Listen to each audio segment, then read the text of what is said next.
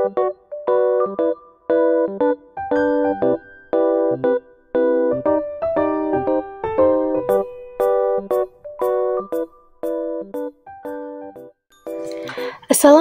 warahmatullahi wabarakatuh.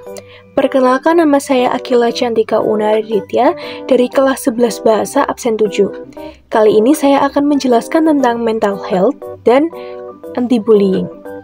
Mental health atau kesehatan mental adalah keadaan individu sejahtera menyadari potensi yang dimilikinya, mampu menanggulangi tekanan hidup normal, bekerja secara produktif, serta mampu memberikan kontribusi bagi lingkungannya. Dengan demikian, kesehatan jiwa mencakup aspek-aspek fisik, psikologi, sosial. Menurut Kementerian Kesehatan Republik Indonesia, kesehatan jiwa yang baik adalah kondisi ketika batin berada dalam keadaan tentram dan tenang, sehingga memungkinkan individu untuk menikmati kehidupan sehari-hari dan menghargai orang lain di sekitar. Kesehatan jiwa dapat didefinisikan sebagai ranah yang mengurus, mengelola, dan sebagainya. Suatu kondisi yang memungkinkan perkembangan fisik, intelektual, dan emosional menjadi lebih optimal, keadaan yang memungkinkan individu menjadi sejalan dan selaras dengan keadaan orang lain. Pendekatan terkini dalam mengelola persoalan kesehatan jiwa adalah pendekatan holistik yang melampaui ataupun menerobos batasan psikologi klinis, medis, dan psikiatris. Hal ini disebabkan karena kesehatan jiwa merupakan pusat dari berbagai peristiwa sosial, sehingga kepentingan pengelolaan kesehatan jiwa perlu melibatkan berbagai bidang, seperti perencanaan wilayah, arsitek, psikolog sosial, sosiolog, antropolog atau ahli budaya, ahli filsafat sosial, pemuka agama, ekonomi, jurnalis, dan pemain bisnis media hingga pembuat kebijakan publik. Berikut ada contoh-contoh gangguan mental adalah yang pertama, gangguan kecemasan. Keluhan pertama yang dialami adalah rasa cemas berlebihan, di mana penderitanya merasa khawatir dan ketakutan secara terus-menerus. Kondisi ini bisa terjadi pada siapa saja, terutama bagi wanita di atas usia 30 tahun. Yang kedua, ada gangguan mood, yaitu jenis gangguan mental selanjutnya berhubungan dengan suasana hati. Terkadang, pasien bisa mengalami kebahagiaan atau kesedihan di luar batas normal. Sebenarnya, mood swing seperti ini sering dialami banyak orang. Namun, bila dibiarkan saja dapat sangat mengganggu aktivitas, hingga menyakiti diri sendiri dan orang lain. Yang ketiga ada skizofrenia. Keluhan ini sering dikaitkan dengan kesurupan, khususnya bagi masyarakat Jawa. Pada dasarnya, skizofrenia ini merupakan penyakit yang mengakibatkan penderitanya halusinasi, sulit berpikir, dan mengalami delusi. Penyakit ini sering menyebabkan penderita sulit membedakan mana yang nyata atau hanya mimpi. Yang keempat, ada gangguan psikotik. Pada dasarnya, kasusnya tidak jauh berbeda dengan skizofrenia, di mana gangguan ini juga membuat penderita kesulitan membedakan antara kenyataan dengan halusinasi. Kondisi ini terjadi karena zat kimia di otak terjadi gangguan karena kelelahan fisik maupun kondisi mental yang terganggu.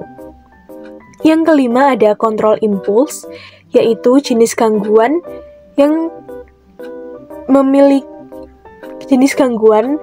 dapat diartikan sebagai kesulitan seseorang dalam menahan diri untuk selalu berbuat agresif. Penderita gangguan ini kesulitan mengontrol diri sehingga membahayakan diri sendiri dan orang lain. Kemudian ada gangguan makan.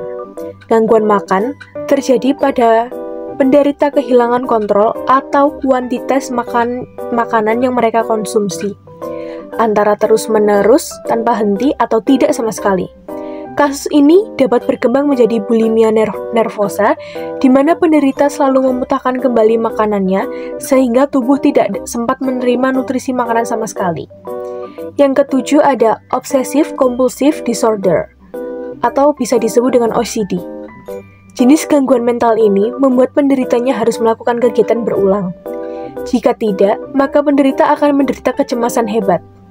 Gangguan ini dapat terjadi pada siapa saja, baik dewasa, remaja, hingga anak-anak. Yang kedelapan ada gangguan kepribadian. Gangguan kepribadian ini menyebabkan penderitanya memiliki pola pikir dan perilaku yang tidak normal dan sulit diubah. Penderita gangguan ini kesulitan untuk memahami situasi dan orang lain, sehingga seringkali tidak dapat berbaur dengan lingkungan sosialnya. Yang kesembilan ada sindrom Tourette. Jenis gangguan mental ini membuat penderitanya melakukan tic, yaitu gerakan atau ucapan berulang di luar kendali penderitanya.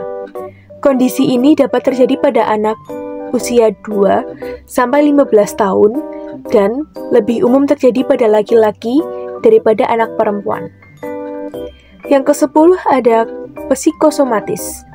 Jenis gangguan mental ini memunculkan masalah fisik dari cara berpikir penderita sendiri. Gejala gangguan ini diawali dari rasa cemas, gelisah, stres, sampai depresi.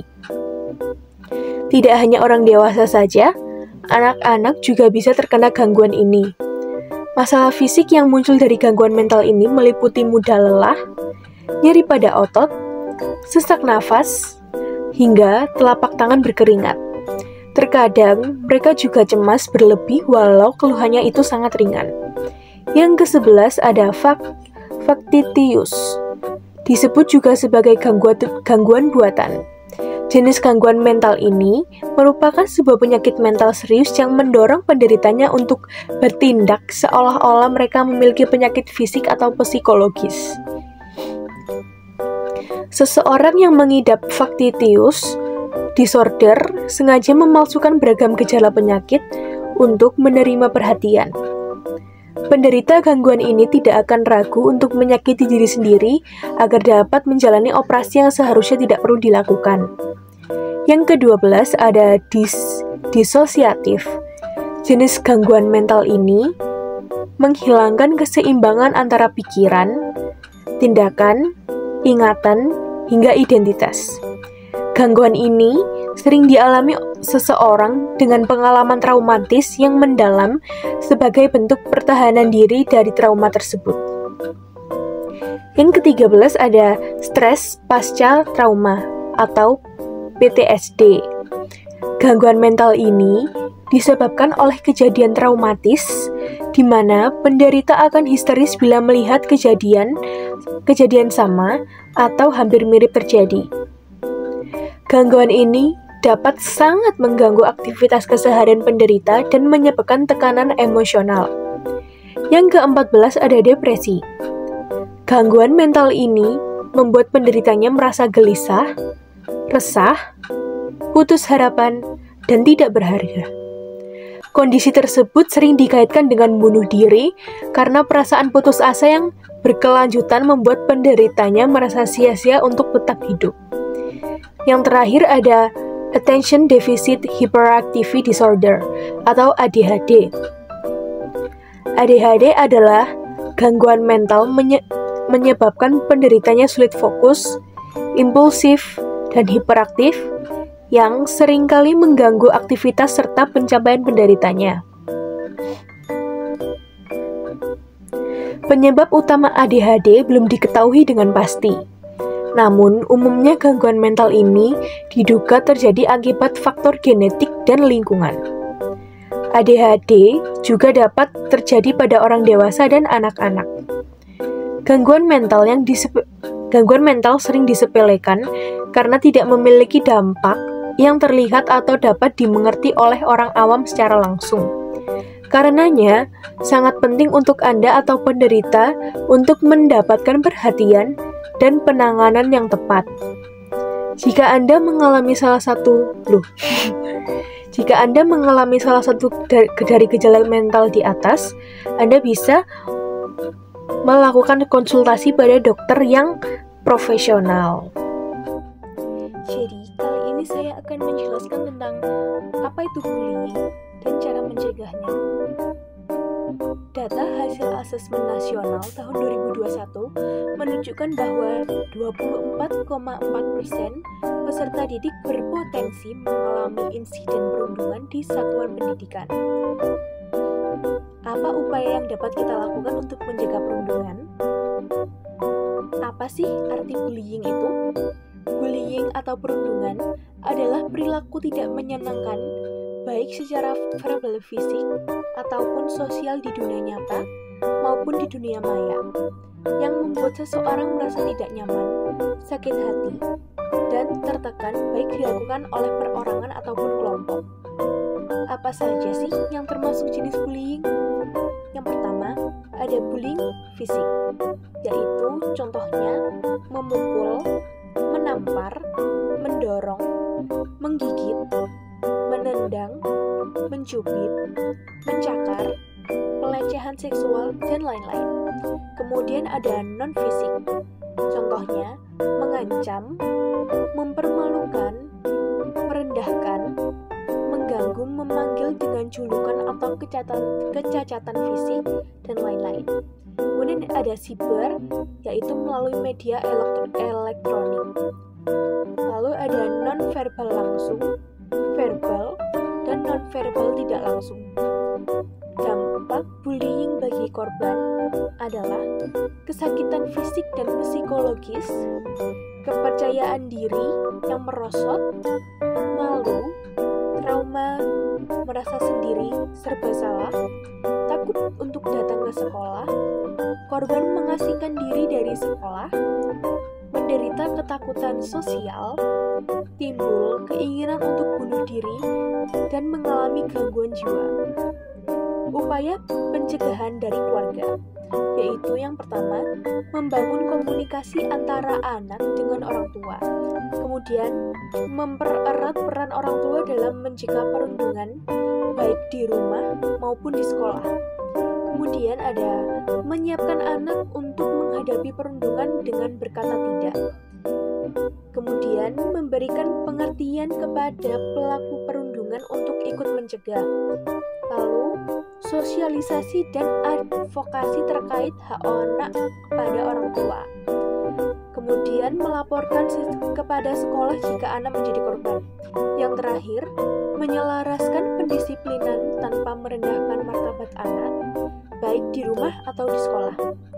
Upaya pencegahan dari anak itu sendiri, mengembangkan budaya relasi atau pertemanan yang positif, saling mendukung satu sama lain, merangkul teman yang menjadi korban bullying, ikut serta membuat dan menegakkan aturan sekolah terkait pencegahan bullying, ikut membantu teman yang menjadi korban, yang terakhir, memahami dan menerima perbedaan tiap individu di lingkungan sebaya.